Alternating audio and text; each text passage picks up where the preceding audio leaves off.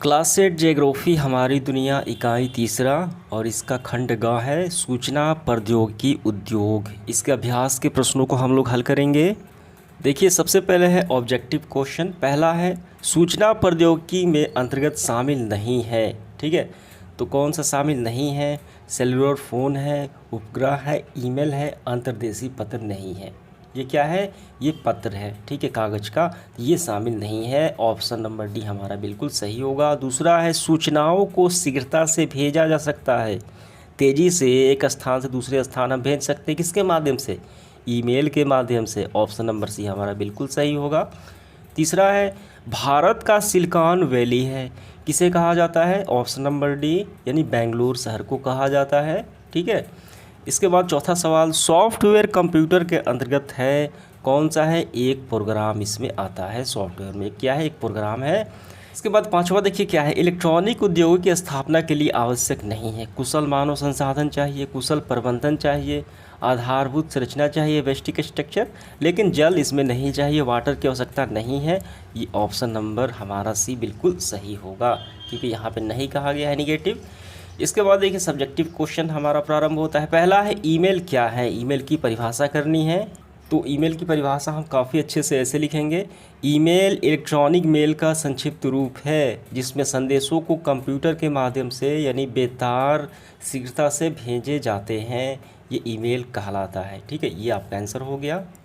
दूसरा सवाल सूचनाओं के आदान प्रदान के लिए पहले किन साधनों का उपयोग हुआ करता था? यानी जब मोबाइल कंप्यूटर ये सब नहीं था तो पहले के ज़माने में, तो आपको आंसर ऐसे लिखना है, पहले के ज़माने में प्राचीन काल में सूचनाएं ताली बजाकर, आग जलाकर, पशु पंछियों की बोली बोलकर, ठीक है, कंदराओं पर चित्र बनाकर, और पंछियों में कबूतर द्वारा संदेश पहुंचाया जाता है चिट्ठी द्वारा प्रयोग करके। ठीक है, तो इसका आंसर आपको यहीं तक कर लेना है, जैसे मैंने बताया उसी तरीके से लिखना है। आगे बढ़ते हुए देखिए अगला सवाल तीसरा, बेंगलुरु में सूचना प्रौद्योगिकी उद्योग का विकास क्यों संभव हुआ है? बेंगलुरु में ही, ये बताना है कारण। तो इसका कारण हम देखिए ऐसे लिखेंगे, आपको यहाँ से प्रारंभ करना है। बेंगलुरु ऐसे उद्योग का मुख्य केंद्र है जिसमें सिलिकॉन नगर भी कहते हैं। ठीक है, यानी यहाँ पे इलेक्ट्रॉनिक उद्योग काफ़ी ज़्यादा मात्रा में है। यहाँ कई कंपनियों के दफ्तर है जहाँ दिन रात लोग काम करते हैं। यहाँ से यहाँ तक हो गया, और थोड़े सा आपको ये लाइन बढ़ा लेने हैं। सॉफ्टवेयर का विकास करने वाले विशेषज्ञों का दल यहाँ 24 घंटे अलग अलग शिफ्टों में काम करते हैं, इसीलिए बेंगलुरु को सिलिकॉन नगर भी कहा जाता है, इलेक्ट्रॉनिक केंद्र भी कहा जाता है। इसका कारण समझ में आ गया। अगला सवाल देखिए चौथा, सॉफ्टवेयर पार्क वाले शहरों के नाम हमें लिखना है। तो यहाँ पे नज़र डालेंगे, ये सारे शहर जो हैं ये सॉफ्टवेयर पार्क वाले शहर कहे जाएंगे। आपको लिखना है सॉफ्टवेयर पार्क वाले शहर, बेंगलुरु, मुंबई, दिल्ली, हैदराबाद। ठीक है, आप इसमें देखिए पटना भी डाल सकते हैं। ठीक है, और रांची का शामलोग भी डाल सकते हैं, यानी पटना, रांची, ये सब क्या है? ये सारे सॉफ्टवेयर केंद्र वाले शहर हो गए। ठीक है, सॉफ्टवेयर पार्क वाले शहर। इसके बाद पांचवा, सूचना प्रौद्योगिकी ने जीवन को क्या बदलाव लाए हैं, ये बताना है।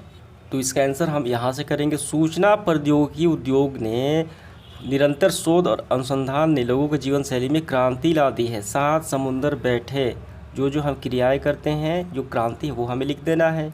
ठीक है, व्यक्ति सामने सामने बात कर लेते हैं वीडियो कॉन्फ्रेंस के द्वारा, वीडियो कॉल के द्वारा, अभी संभव हो गया है। ठीक है, इतना ही नहीं, सैकड़ों मील दूर बैठे डॉक्टर मरीज की सलाह नहीं देते बल्कि माध्यम की सहायता से शल्य क्रिया भी करते हैं, यानी उसका ट्रीटमेंट भी करते हैं डॉक्टर। ये सारे उपकरण किसके माध्यम से है? ये सूचना प्रौद्योगिकी के माध्यम से ही है। तो यहाँ तक आपको कर लेना है, यहाँ से यहाँ तक। ये आपका आंसर पूरा हुआ, और इस तरीके से हमारा सेशन समाप्त हुआ। ये परीक्षा के दृष्टिकोण से नहीं है, आप अपने से भी कर सकते हैं। धन्यवाद।